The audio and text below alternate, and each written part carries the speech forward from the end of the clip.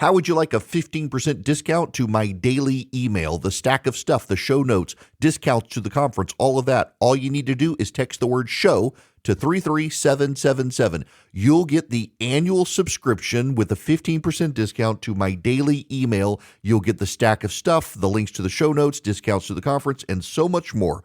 All you have to do is text the word show, SHOW, to 33777. Text show to 33777.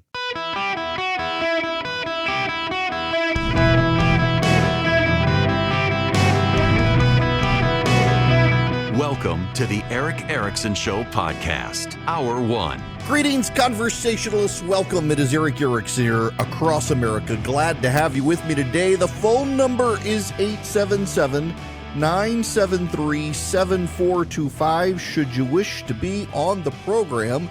I gotta begin, before I do anything else, I gotta go to the latest Kamala Harris video. If you're a subscriber to my daily email, I sent you both of the clips I'm about to play this morning, but there's a lot that has to be added to this. Let me begin here. The very same media that protected Joe Biden for 3 years until they couldn't. For 3 years, they told you, don't believe your lying eyes, believe us. And then when we all saw that on this debate stage, Joe Biden's team continued for 4 weeks saying, no, what you saw didn't actually happen. And the media was like, oh my gosh, for God's sakes, we got to get rid of this guy. We got to throw him overboard. He really will lose to Donald Trump. We have to do it. From CNN to MSNBC to the New York Times, they're like, we got to find somebody else. We got to stop Donald Trump. So after a month of this, Joe Biden bows out. Kamala Harris comes in, and after 2 days, the media is back to the protective bubble. Joe Biden could run in 2020 in his basement without the media challenging him. Kamala Harris intends to as well. There's a difference, though, between Joe Biden and Kamala Harris. Joe Biden at one point was coherent. Kamala Harris never has been. And she has said some very wild and wacky, very progressive things that will alienate her from the public. And those clips are starting to come out. So I want to play for you first what she said a couple of years ago. She was asked about the illegal alien children coming to this country.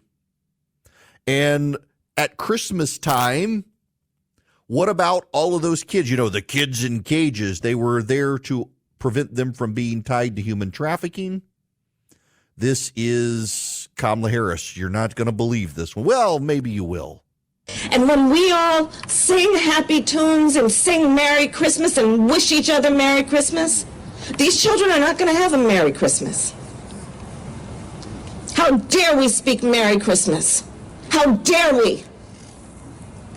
Kamala Harris is back to a war on Christmas. How dare you wish anyone a Merry Christmas when we've got illegal aliens who can't get amnesty in this country? How dare you say Merry Christmas? She said this. And this adds to all of the other things that Kamala Harris has said over time. It's not a coincidence. She continues to say these sorts of wacky things that the media has continually given her a pass for. And yet over and over and over again, Kamala Harris says these things. And there is a very lengthy record. Dave McCormick from Pennsylvania has started exposing them in Pennsylvania. And the Republicans have not yet gotten a comprehensive narrative. Now, this is the one I put together. And it takes some of what Dave McCormick said and adds to it Kamala Harris's views on being radical. And yeah, I am radical. I do believe that we need to get radical about what we are doing and take it seriously. The nonpartisan GovTrack has rated you as the most liberal senator. I am prepared to get rid of the filibuster to pass a Green New Deal. There's no question I'm in favor of banning fracking. Would you ban offshore drilling? Yes. What is the solution for voters in the fossil fuel industry? Giving the workers an ability to transition. We're not going to treat people who are undocumented and cross borders criminals. That's correct. Raise your hand if you think that should be a civil offense rather than a crime across the border without documentation. Abolish ICE. Yeah, is that a position you agree with? And we need to probably think about starting from scratch. Outdated, it is wrong-headed thinking to think that the only way you're going to get communities to be safe is to put more police officers on the street. Would you support changing the dietary guidelines? Yes.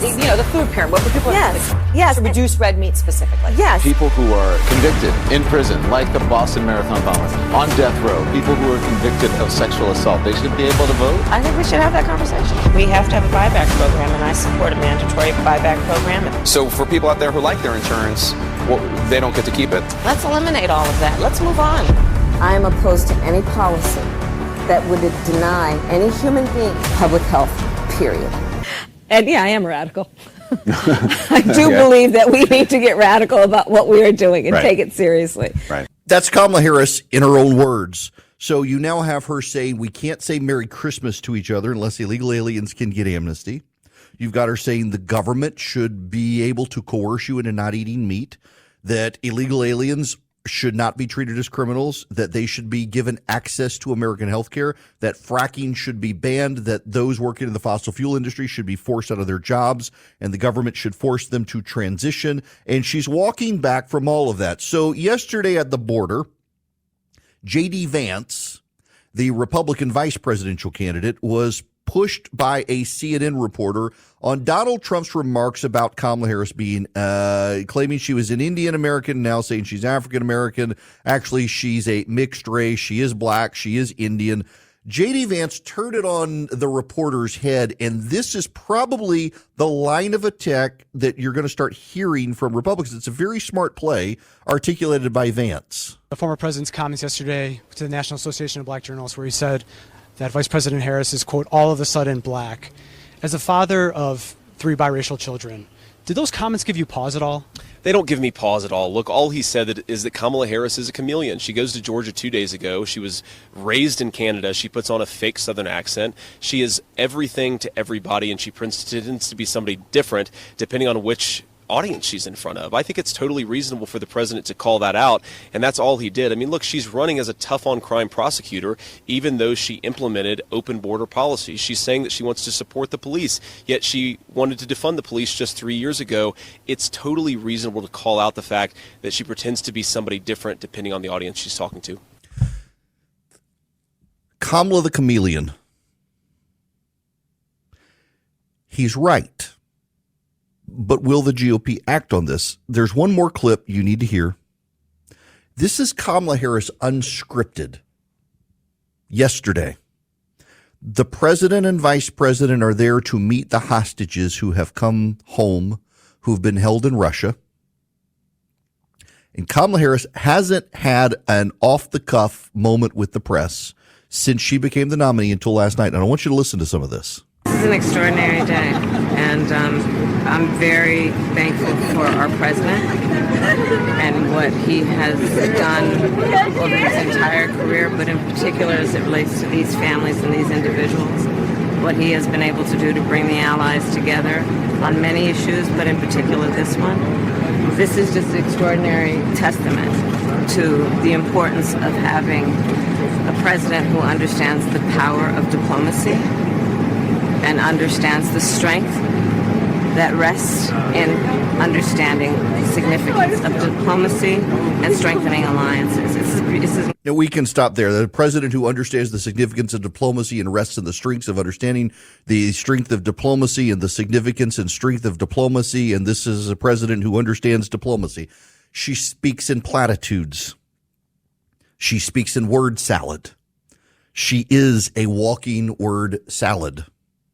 So I put all this stuff to you together to show you there is a way for Republicans to take on Kamala Harris. I hate using the phrase vibe shift, but it's very clear Republicans feel thrown off their game, and the Trump campaign very clearly feels like it's thrown off their game. If they want to go after Kamala Harris, there is a copious amount of video out there of Kamala Harris that even the Trump campaign is beginning to pursue. And each time they push something out there, Kamala Harris's team releases a statement saying she doesn't actually stand by that anymore. So what does Kamala Harris stand by? What does she stand for? She flip-flops. In 2004, it was not the Swiftboat Veterans of Truth that damaged John Kerry. It was a George Bush ad against John Kerry. John Kerry in this ad was windsurfing. And the Bush campaign video showed Kerry going back and forth, back and forth, back and forth, back and forth. John Kerry believed one thing, and then it showed him headed in the opposite direction on the windsurf. He did in the opposite. Now John Kerry believes something else. He believed one thing, now it's something else. Then he believed this, now he believes something else. It's never the flipping that kills you, it's the flopping. You believe this, now you believe this, now suddenly you're back to this. What do you actually believe? And there's such a record from Kamala Harris, and now there's this too. Add all of this together. Kamala Harris doesn't want to do off-the-cuff press. She wants to speak with a teleprompter, just like Joe Biden. She's not good off the cuff. Kamala Harris was never actually a courtroom litigator. She never actually went into the courtrooms and litigated cases. In fact, from what we know, she wasn't an outstanding law student. She's not quick on her feet, and you can hear that last night when she talked to the press. A little more of this. You can see it in the families, in their eyes and in their cries. A while ago. We got to make sure, we wanted to make sure everything was in place. And Slovenia made the right move at the right time. So anyway, look, it's time to trust. Notice how the press, they've got their first opportunity to ask Kamala Harris questions. And they immediately pivot back to Joe Biden, who's standing there, and they stop asking her questions after her word salad. This is the way to define Kamala Harris. The media won't define Kamala Harris. They don't want her to be defined. So now the question is, where are the Republican ads? When I go on YouTube, I see Kamala Harris ads. I don't see Republican ads. I have to say, I don't like this ad, so they stop showing it to me. But I don't see Republican ads in response. I don't see Republican ads in Georgia. I don't hear them. I'm on my flagship station. WSB is one of the most listened to talk radio stations in the country. There are not ads there from any super PAC defining Kamala Harris. Why?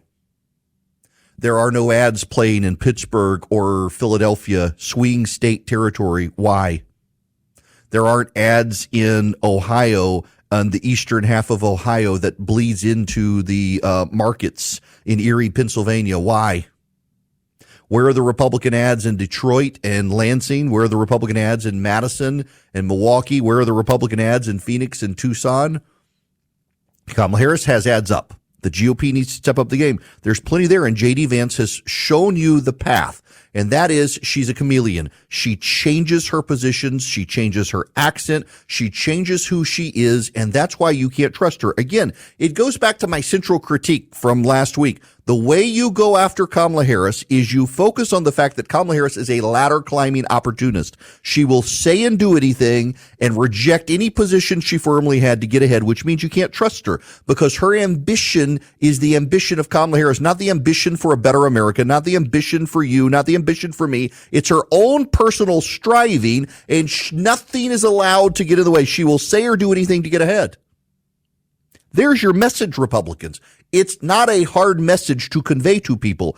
Every single one of you now, let me in here. Every one of you probably encountered a kid in high school or college who had political ambition. They wanted to get involved in young Republicans, or they wanted to get involved in college Republicans, and they became a networker, and they're the guy who would send you the random text just to check in right before he asked you for something. You all encountered that sort of person, and none of you liked that person. None of you liked that person. You know you didn't like that person. You saw through it. Oh, this person never reaches out to me unless they want something. Oh, this person, he's being nice to me because he thinks I can help him get ahead.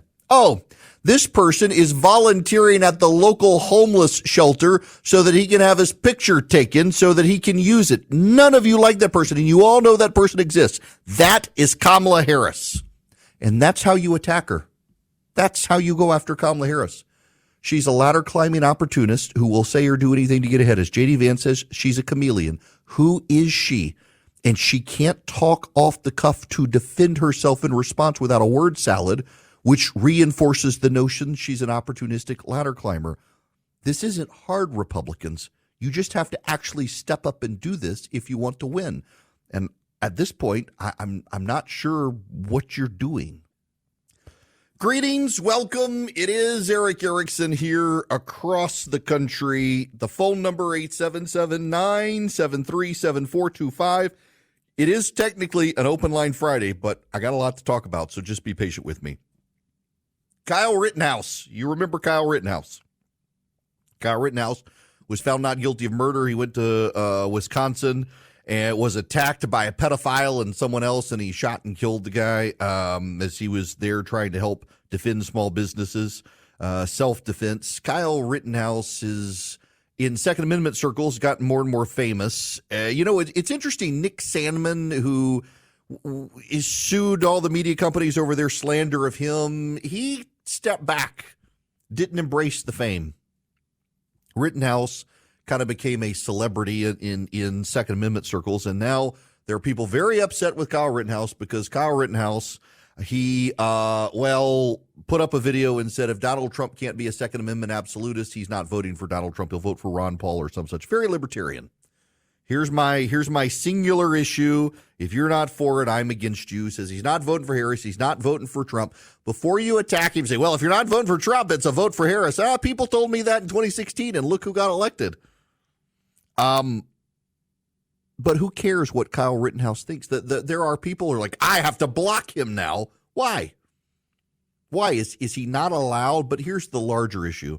Remember Jonathan Cohen? He was the young kid who was at CPAC, and he was the cause celeb. He was the young kid who stood on stage, and everybody loved him. He wanted to be on all the radio shows. He was on Fox News, and he could do a dissertation off the top of his head about the Declaration of Independence and what it meant to be a conservative. And now he's a far left progressive writer commentator. Maybe stop putting kids on the stage, conservatives. Maybe let them grow up and find their way, and stop making celebrities out of them. Kyle Rittenhouse didn't have to be a celebrity. You chose to make him one. Maybe you should have just let him go back and live a quiet life. Now, let me tell you about Old Glory Bank, my bank. They're a great bank. I heard an ad for them in the commercial break, and I thoroughly enjoy Old Glory Bank because it's an online bank, but I can deposit cash. Unlike the old online bank I used where I could not deposit cash, with this bank, I can. And it works fantastically. At 88,000 retail locations around the country, you can do loans with them. You can do home loans, mortgages, FHA, VA, you name it. If you're in the line of duty, if you're a first responder, they have great death benefits for first responders who use their accounts at no charge. You can find out more at oldglorybank.com. oldglorybank.com. They really are a great bank for you. Or don't forget your kids. Your kids are eventually going to need somewhere they can store their cash, from babysitting jobs, lawn care work, stuff like that. Old Glory Bank is perfect for a kid. No fees, checking or savings. I am not getting eaten up with bank fees. And they're great people, conservatives for conservatives, by conservatives. Go to oldglorybank.com. Oldglorybank.com. You can get an account in less than 8 minutes. Oldglorybank.com. Member FDIC, equal housing lender. Terms and conditions apply. Oldglorybank.com. Hello and welcome. It is Eric Erickson. I love having you with me. I hope you're ready for a great weekend. I am definitely ready for a great weekend. We got to talk about the American economy now because things aren't great. I want to begin this segment by playing you just the clip from CNBC, which does a very good job of playing it straight. This is how the numbers came in. As you should know, and I'm going to timestamp this, for 12:36 p.m. here in the Biden-Kamala Harris Economic Times, the Dow Jones Industrial Average at this moment, as I'm speaking, is down 744 points. NASDAQ is down 400 points. S&P 500 down 106 points. That's where we are. It's been a couple of brutal days on the stock market, and we got the jobs report today after we got the notification from the Fed that they will consider an interest rate cut in September, but they weren't going to do it immediately. We get this, and now here's the jobs report from CNBC. Get to it. It's time for the July jobs report. The over keeps coming in, Rick. The under wins. The under wins for the July jobs report. Non-farm payrolls comes in at 114,000. 114,000. Of course, that is the lightest level going back to minus 243,000, which was Dece of 2020 in the pandemic-affected months, of course. Now, if we look at the unemployment rate moved up to 4.3. Moved up to 4.3. That is the warmest it's been since October of 21. And if we look at revisions, I should bring that out rather quickly. We see that last month's non-farm moved from 206,000 down to 179,000. So you got that at the end? Last month's number was revised down. Now, this isn't a government conspiracy, and my Lord, I know every time these numbers come up, people say, that's a government conspiracy. The government's trying to rig the numbers. Well, then why the hell did they revise it the next month? What happens is it's based on an actual survey. It is based on an actual survey of employers. It's like a public opinion survey. And they then compile the data, and they go back and they check it, and that's why there's always a revision the next month. Sometimes the revision is up. Sometimes the revision is down. The revision is down, but it doesn't matter because the revision for last month is down and this month is not good. There's a larger point here. Before I get to the point, I want to tell you a couple of stories. Yes, it's story time on the economy with Eric Erickson. There once was a business. No. Okay, so some buddies of mine, Jeremy and Chris, they run a fireworks stand. The fireworks stand is long gone for the profits to benefit my kids' school. And we go by every year for the 4th of July and for Christmas, and we buy lots of fireworks. Y'all, I buy several $100s of fireworks, and my children and I love lighting them on fire. In fact, the neighbors come and they sit at the end of the street and watch the fireworks display that we shoot off because we buy so many fireworks. Didn't buy as many this year because they're more expensive. We didn't have as much money to spend. And Jeremy and Chris were telling me that they have regulars, like our family are regulars.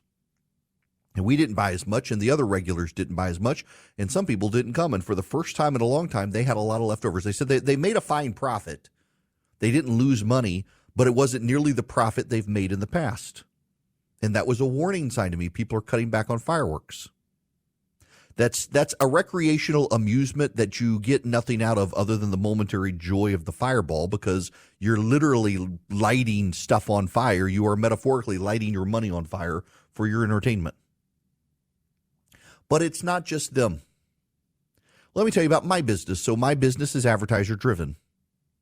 And I keep on top of the revenue. I keep on top of the flow. And I talk to radio stations. I talk to my syndicator. And everyone's telling the same story, that advertisers are cutting back and have been for about 6 months. But not only that, it's taking longer and longer to collect. What had been 30 days became 60 days, became 90 days. In some cases, it's 180 days. I actually got the outstanding accounts on my radio show today, and there are some accounts that are past due by about 180 days. And these are advertising agencies that used to pay in 60 days, and now they've essentially gone to 120 to 180 days to pay. That's a warning sign. It's not that I'm not going to get paid. I'm not worried about that. It's just taking longer and longer. And that's because the advertising agency doesn't pay until they get paid, and the underlying companies are taking longer to pay. And it's not just my company. It's everybody's company in the industry. A lot of radio stations and TV stations are hoping for big political buys this season, and thus far the Trump team hasn't stepped up the way people were expecting, but the Harris team has. This has been going on for quite some time, though, and this is the problem. This has been going on for some time. You have known, and I have known for some time, things weren't right. But the very same members of the media who told us that everything was fine with Joe Biden, don't believe your lying eyes, have told you and me the economy's fine. How often have you had CNN and MSNBC and the New York Times and the Washington Post and CNBC and Bloomberg lecture you that the economy is fine? Shut up. Why aren't you grateful for the economy? Because we've heard this. I've documented this on this program repeatedly. Everyone telling you that the economy is fine when you yourself have known the economy is not fine. You yourself have known it. Axios is one of the players. Axios, for a year now, has been insisting everything's fine with the economy. Everything is fine. The macroeconomic picture is fine, and it's going to trickle down to the microeconomic picture, and people are just bitter and angry right now. They don't like Joe Biden. If only they would recognize just how good they have it, gosh darn it. And now today, Axios, in their business email they send out right before the show started, send out this email. Let me read the first paragraph to you. Something is going wrong in the mighty U.S. economy. The evidence has been building for months in various minor data points. Now the big kahuna of economic data confirms it.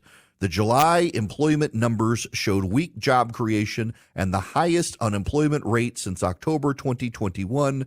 The jobless rate is still low, but in a healthy economy, the kind of rise we've seen, a gain of 0.6 of a percentage point since January, simply doesn't happen. Usually, it's a warning sign a recession is imminent. It is a sign that the Federal Reserve has erred by delaying the onset of interest rate cuts. Given the delays with which Fed policy affects the economy, the new numbers suggest the Fed should have started adjusting policy to act as less of a brake on the economy months ago. Wait one damn minute. How many stories have we read, because I've covered them, that Jerome Powell had successfully landed the plane, and the Fed are geniuses, and they've been able to get us out of this without a recession. You've heard those stories. I've covered those stories. Those stories have been out there. They've been out there in major media.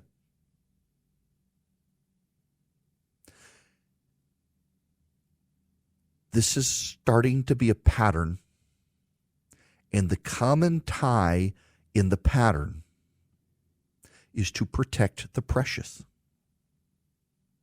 And the precious has been the Biden administration, and the need to stop, the need to stop Donald Trump, the need to stop the right. They've covered all of this up. They covered up Joe Biden's health and mental decline and insisted that everything you were seeing wasn't true. They covered up the economic downturn, and they absolutely, fundamentally insisted to you that despite your personal circumstances, everyone around you was doing fine. The economy was doing fine, and yet you knew it wasn't true. You've known it wasn't true because you've gone places that are normally crowded, and they weren't as crowded. People cut back. I was in Las Vegas this past weekend. Wanted to unplug and unwind a little bit before this conference coming up next week. Went out to Las Vegas. It was a quick trip for the weekend. Believe it or not, I'm not a big gambler, but I enjoy Las Vegas, and I enjoy being on a plane ride for 4 hours where no one can possibly reach me. I can turn my phone off and watch all the movies I hadn't been able to watch because I've been so busy. Stayed at the hotel. Got an upgrade in a hotel that's normally crowded, and the dealers were commenting on it's not as crowded. People aren't gambling as much. People aren't coming as much. It was easy to get into restaurants that normally take a very long time to get into. There's a restaurant, my favorite restaurant in Las Vegas, if you're ever out there, is called Wingly. It's a Michelin star. It's the only Michelin-starred Chinese restaurant in the Western Hemisphere. Love Chinese food. It is the best. The Peking duck table service is incredible. It can take you 6 months to get a reservation. I was able to land on Thursday night and get one for Saturday night. It's the first time I've been able to do that since the last recession. My friends who sell the fireworks at the fireworks stand, they've seen it firsthand. The lawn care company I work with, they've seen people decide it's cheaper for me to cut my own grass than use the lawn care company, so they're cutting back. The specialty food stores are seeing fewer people come into the specialty food stores, and the grocery stores are seeing people take more advantage of sales. It's the generic brands that are selling out more and quicker. And this hasn't been happening in the last month. This has been happening in the last year or two. And every time you pointed out the American press corps that said there was nothing wrong with Joe Biden says, don't believe your lying eyes. There's nothing wrong with the economy. All the economic data says the economy is fine. And every small business owner I've talked to has said, this isn't true. There's something going on in the economy. I don't know why the data is not showing it, but there's something going on. Guess what? The data is now showing what you and I have known all along, that the American press corps has refused to accept and has instead chosen to lecture you on and berate you about because they needed to protect their precious. When historians look back on this weird period in our American political realignment, I think one of the things they truly are going to focus on is how so much of the press, instead of being objective and fair, aligned themselves with a political party and ultimately destroyed themselves. I think we're going to find that their credibility is gone. Now, Chris, one of my listeners, keeps in touch with me on housing and mortgage issues, just emailed while I'm talking. He says, don't forget housing is going to poop as well, he says. He actually did write poop. Bankruptcies are on the rise. It's true. Interest rates have been very high for houses. You can't get ahead now. If I were to sell my house today, in fact, we got another unsolicited offer on my house, and it was more than what our house is worth. And again, same situation. If I sold my house today, there's nowhere for us to move. There's not a supply of housing for us to be able to move anywhere conveniently into a house just like ours if we were to get that amount of money. Not only that, interest rates are so much higher now, it would actually cost us more to buy a new house and move. And every single one of you is having this problem. A lot of people in starter homes are never going to move out of their starter homes because of the economy. It was never good to have interest rates as low as they were, because it created those interest rates to some degree are what helped create a wealth gap. Conservatives have been warning about these things for a long time. And you have been saying for the last year something wasn't right in the economy. And the media itself has been lying to you to cover for Joe Biden. And now that Joe Biden is out of the way, they think they can do it. But I can tell you what's going to happen is that when Kamala Harris begins to be tied to these things, they'll go back to also lying about the economy in the same way that they've gone to now protecting Kamala Harris from her own past record. Because it's about protect the precious. It's about saving them from Donald Trump. It's about stopping Donald Trump. Everything the media is doing in their coverage of the economy and in their coverage of politics is about stopping Donald Trump right now. We don't have an honest media. We don't have a free media. We have a media that is captive to their hatred and fears of Donald Trump and his supporters. And everything in the press is geared around that. You and I have known for quite a while there was a problem with the economy. The media told you it wasn't true until they can't deny it with this jobs number. It's honest to goodness. It really is just a remarkable pivot to watch happen in the press as they suddenly have to embrace their honesty only because they can't hide anymore. Now, speaking of honesty, let me tell you about Hillsdale College, because Hillsdale College has been out there pushing honest education. It's not indoctrination. It's actually teaching critical thinking skills. It's teaching truthful American history without the left-wing indoctrination. They've also got an elementary and secondary classical education program that a lot of schools, public and private and homeschool communities, are embracing. But they actually need donor-driven help to do this. Hillsdale College is a nonprofit. Your donation is tax-deductible. You can make it at ericforhillsdale.com. ericforhillsdale.com, E-R-I-C-K. Hillsdale College is a brilliant classical education institution. One of the things that you may not realize about Hillsdale College is your kid can go there for college. They're going to get a great education. Got a lot of friends who went there. They're all going to be very, very smart. When they come out of there, they're going to know how to think critically and independently. They're not going to be spoon-fed indoctrination, but they're not going to get federal grants. It gives Hillsdale a lot of freedom in how they teach kids, but it's scholarship-driven. And it's jobs-driven. All the kids can get jobs or scholarships, but they've got to have a donor base willing to support their mission. If you're willing to support the future minds of education in America, go to ericforhillsdale.com today, ericforhillsdale.com. Support their mission. It's a tax-deductible donation to Hillsdale College at ericforhillsdale.com. Hello there. Welcome. It is Eric Erickson here. This hour of the program brought to you by First Liberty Building and Loan. If you're buying a building or building a building, First Liberty might be able to help you. They specialize in helping businesses grow. Across the nation, any of you who are in charge of the finances of a business, if you need your business to grow, need access to capital, reach out to First Liberty, firstlibertyga.com. That's the website, firstlibertyga.com. And maybe, just maybe, First Liberty can help you. No harm in reaching out and asking.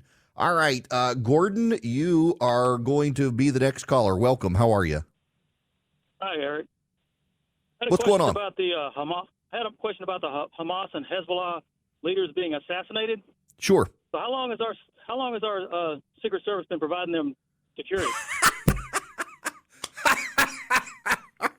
Gosh. Yeah, I mean, given the pattern there, it just might be. Gordon, you're going to get us both in trouble here, but yeah, that's a good point. By the way, I don't know if you've read the details, Gordon, on the assassination inside Tehran, but the Israelis planted the explosives months ago, knowing that the guy would ultimately go. What a remarkable operation. And as an aside there, one of the things you frequently hear when people say, well, you know, the Jews in Israel, they're really just Europeans.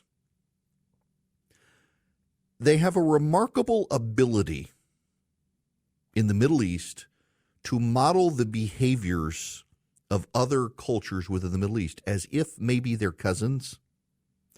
They've got a much better kill ratio for other